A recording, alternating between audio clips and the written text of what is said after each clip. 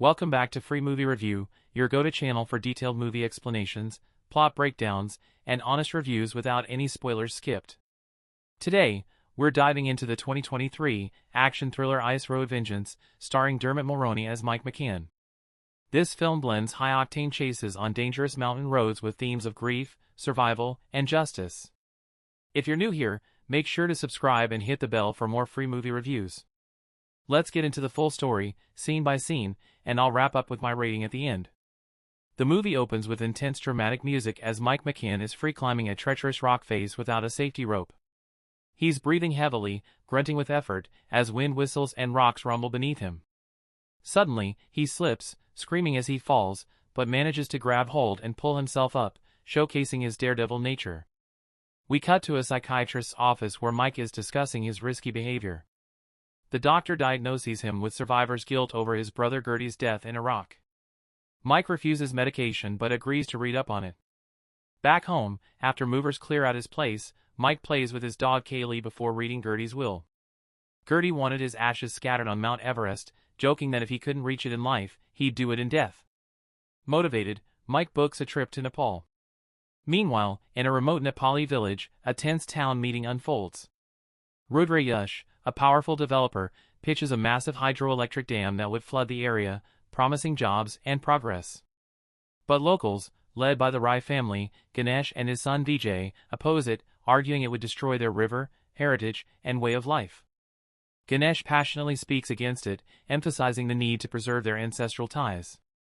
As the crowd applauds, Vijay arrives with bad news. Ganesh's father, the family patriarch, died in a bus accident on the East Traverse, which Vijay suspects was sabotaged by Rudra's men.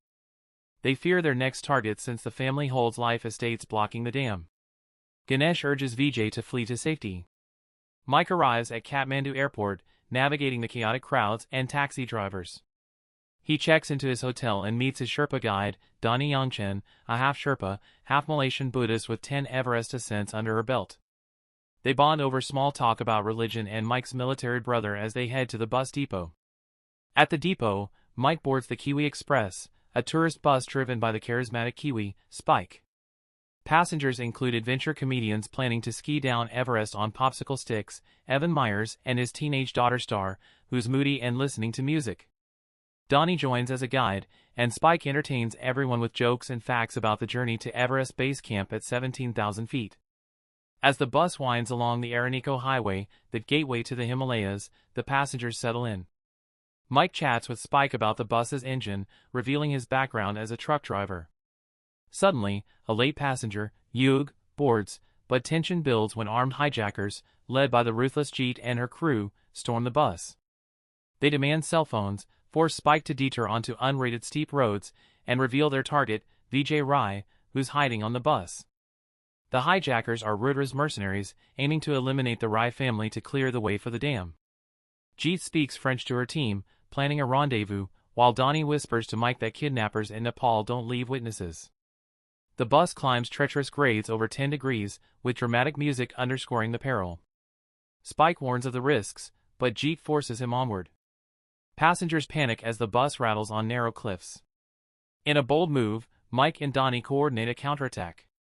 Mike uses his climbing skills to maneuver, while Donnie, a former soldier, fights hand-to-hand.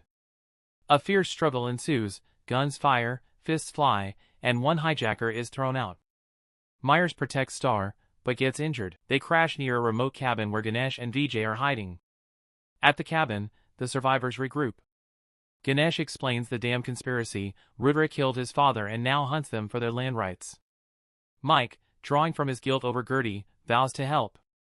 They treat wounds using local herbs, and Donnie trains Star in basic self-defense, teaching her to spot tells and attackers and strike decisively.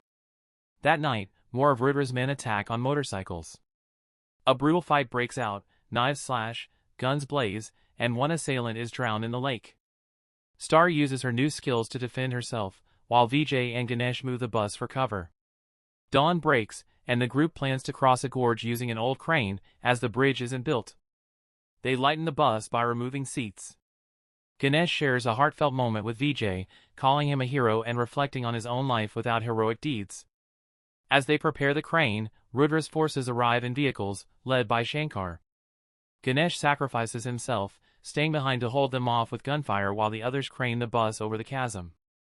Bullets fly, Ganesh is shot, and Donnie takes a hit protecting the group.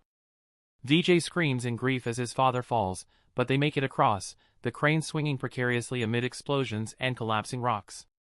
Now in Chinese territory pursuit, the survivors face a final chase.